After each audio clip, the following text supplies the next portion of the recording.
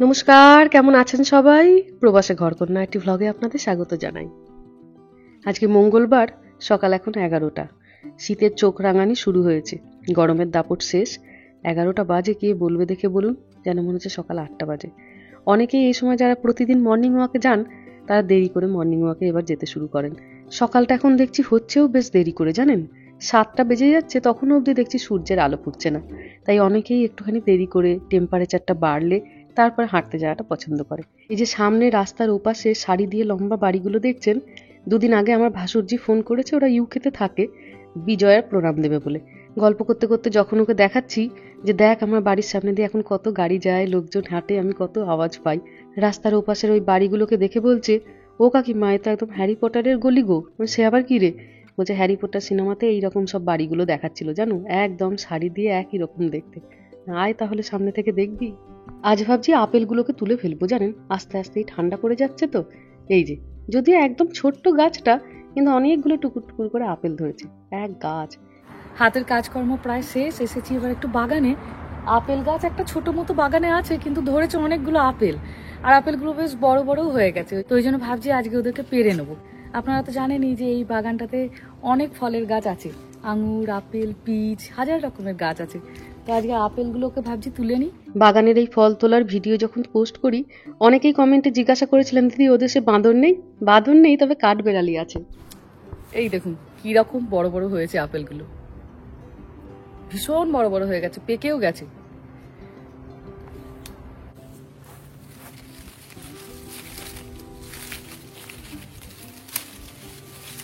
এই দেখুন কি বিশাল বিশাল হয়েছে সাইজগুলো।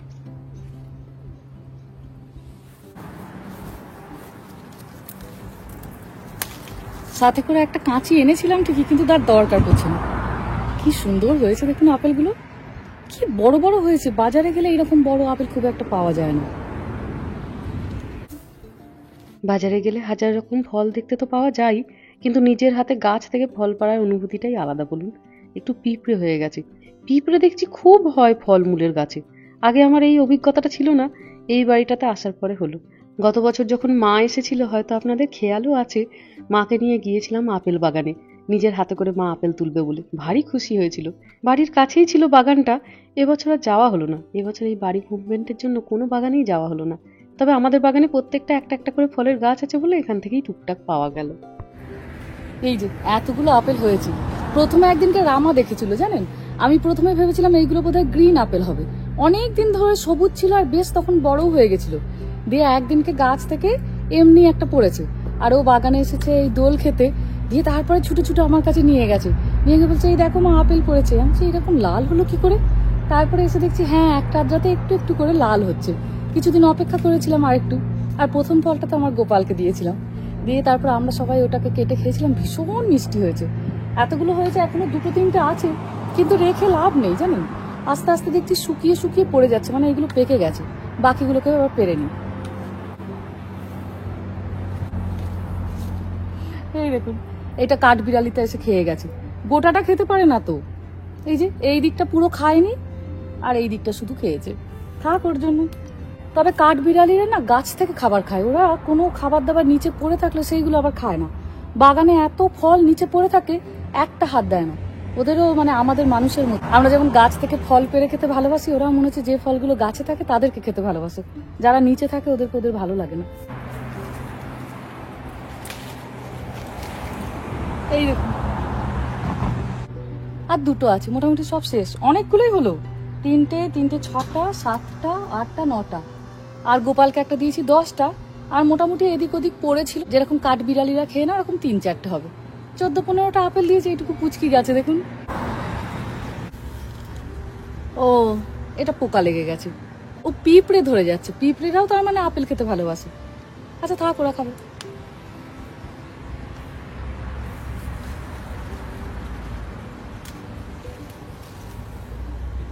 এই দেখুন, আর আরেকটা আছে, এই যে আরেকটা।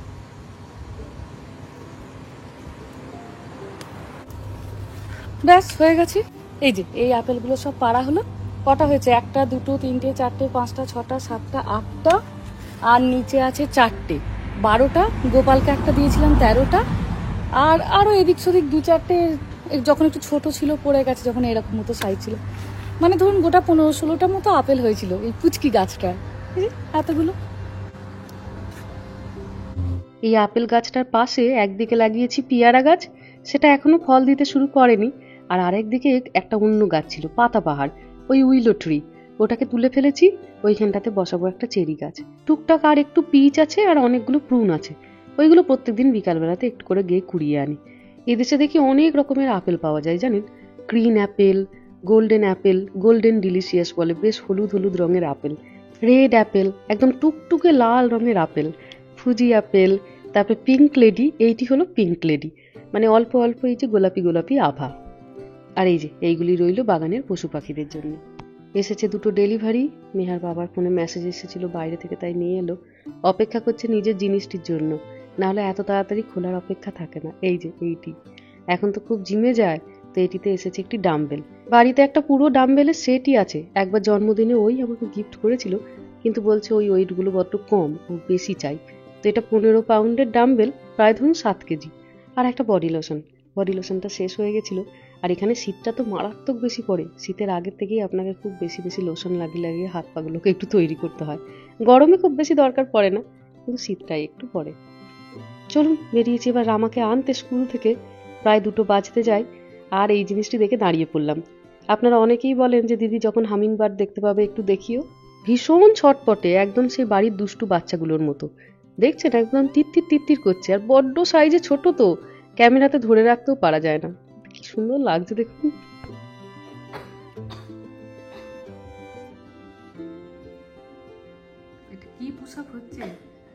স্কুলে পিটি ক্লাসে পুশ আপ শিখিয়েছে, মাকে এসে তাই দেখাচ্ছে।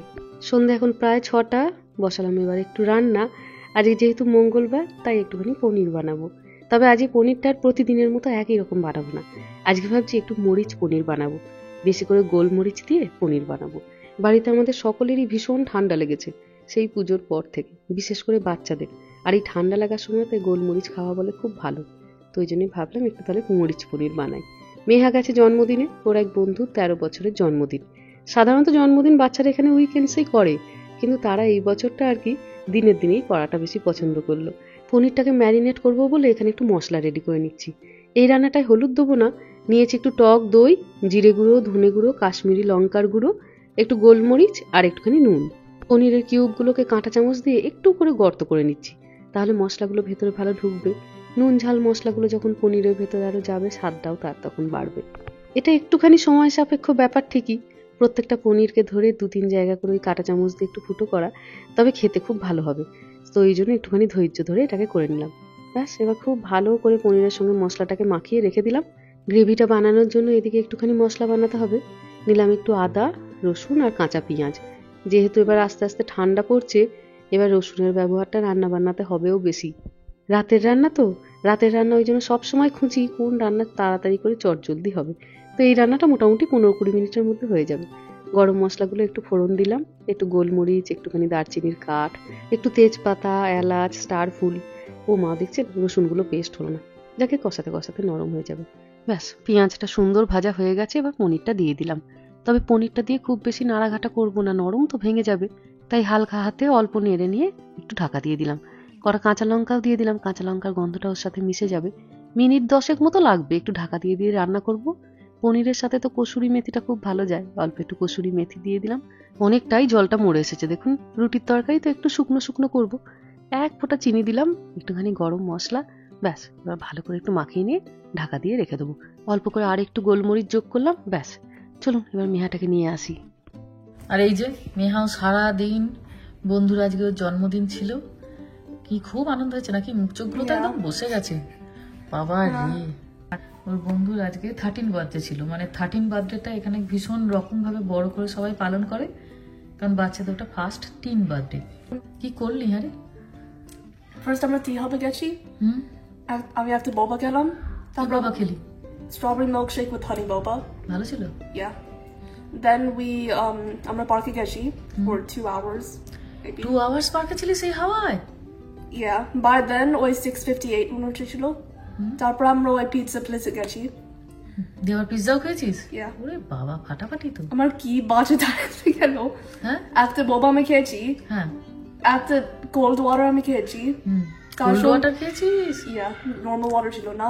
তার সঙ্গে দুটো স্লাইস অফ পিৎজা ওরে বাপ রে। আর তারপরে কেক। তুই একটা কাজ কর, এখন আর ঘরে বসে কাজ নেই, তুই যা আবার আধ ঘন্টা হেঁটে আয়। এত আমি হেঁটেছি পার্কে, বাপরে বাপ। আজ প্রচুর হেঁটেছিস? হ্যাঁ। তাহলে আনন্দ হয়েছে খুব? আর তোর গিফটটা পেয়ে ভালো লেগেছে বন্ধুর? Yeah, ওর মাথা কি ভয় পাচ্ছিল, বাপরে বাপ। যখন আমরা গাড়িতে গেছিলাম, হ্যাঁ, দুটো লোক একটা সিটে বসছিল, এই বাবা। ফ্রন্ট সিটে, আর 5টা লোক ওই প্যাসেঞ্জার সিটে বসছিল। পুলিশে ধরে নেবে তো। একটা বন্ধু আবার আমার ল্যাপে ছিল। উই, বাপরে বাপ। আর প্রচুর গল্প নাকি? হ্যাঁ। ওর মার আবার অ্যাপল ওয়াচ আবার বলছিল নয়েজি এনভায়রনমেন্ট। এই রে, It was so funny. Noisy environment বলছে আবার অ্যাপেল ওয়াচ। হ্যাঁ। মিহা এখন মোটামুটি একদিন দুদিন ছাড়া ছাড়াই পিৎজা। হ্যাঁ মিহা, রোজ বন্ধুর জন্মদিন। আর এখানে আমাদের যেমন দেশে বন্ধুদের জন্মদিন বা বাচ্চাদের জন্মদিন হলে আমরা বেশ ভালো রকমের ধরুন লাঞ্চ বা ডিনারের ব্যবস্থা করি। এখানে একটা খাবার কমন, কি? পিৎজা। পিৎজা।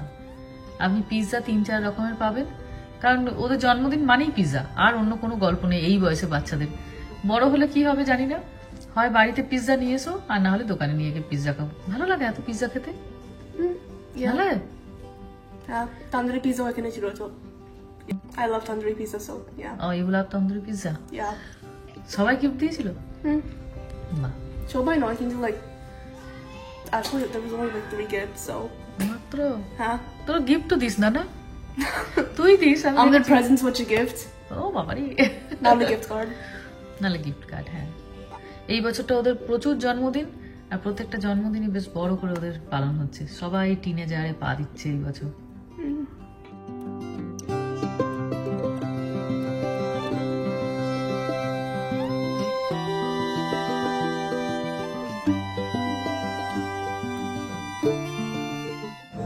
চলে এসো, দিয়ে দিয়েছি। আমার ভাইকে ম্যাথ বোঝাচ্ছে কিছু একটা, আর ভাইয়ের তো আর হেল্প নিয়ে আর শেষ নেই। কিছু একটা অঙ্ক করতে পারলো, সঙ্গে সঙ্গে ওর হেল্প চাই। দিদি করে দেবো, ও পাশে বসে বসে দেখবে। So you just have to put which sides are longer, blah blah blah. You know how to read. হ্যাঁ, তোমার বসো, খেয়ে নাও। কেমন হয়েছে দেখ দিকে। আজ পনিরটা একটু নতুন রকম করেছি। It's too hot.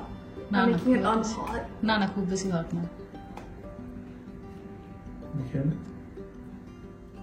গরম আছে কিন্তু। It smells good. Smells good. একদিন কালো রুটি খাবি মেহা? খান। ভালো আছে? কেমন হয়েছে? বেশ নতুন রকম, ভালো। ভালো হয়েছে? ঝাল বেশি হয়নি তো? ভাই নাহলে খেতে পারবো না। No, it's good. এত কাঁচা লঙ্কা শুকনো লঙ্কা কিছুই দিইনি, শুধু গোলমরিচের গুঁড়ো দিয়ে বানিয়েছি। চল ভাইকে দিয়ে দিয়ে দাও। চলো এবার ভাইকেও বসাই। শীতকালটা ভরপুর পড়ার আগে বাগানটাতে একটু লাইটের ব্যবস্থা করতে হবে। এখানে শীতকালটা হয় প্রচন্ড অন্ধকার, জানেন। মোবাইলের ফ্ল্যাশ লাইটটার কারণে অনেকটা এটা আলো লাগছে ঠিকই, কিন্তু এতটাও আলো নেই বাগানটায়। দূরের দিকটাতে বাচ্চারা মাঝে মাঝেই যায়, একটু আলো না থাকলে তখন মুশকিল। স্কুল থেকে বাড়ি ফেরার পরে একমাত্র ওর আকর্ষণের জিনিস হলো ওর এই পুচকি বাইকটা। কতবার যে এটার টানে ব্যাক ইয়ার্ডে আসে, একবার করে আসে, টুকটুক করে একটা রাউন্ড ঘুরে আবার বাড়ি ঢুকে যায়। হাওয়ায় উঠতে উঠতে সুইমিং পুলটা কোথায় গেছে দেখুন। যাই হোক, চলুন ভিডিওটাও তাহলে আজকে এখানেই শেষ করছি। সবাই ভালো থাকবেন, সুস্থ থাকবেন, সাবধানে থাকবেন। আর ভ্লগটা কেমন লাগলো সেটা আমাকে অবশ্যই কমেন্টে জানাবেন। ভালো লাগলে একটা লাইক করে দেবেন। সবাই ভালো থাকবেন, সুস্থ থাকবেন, সাবধানে থাকবেন। দেখা হবে খুব শিগগিরই পরের একটা ভ্লগে।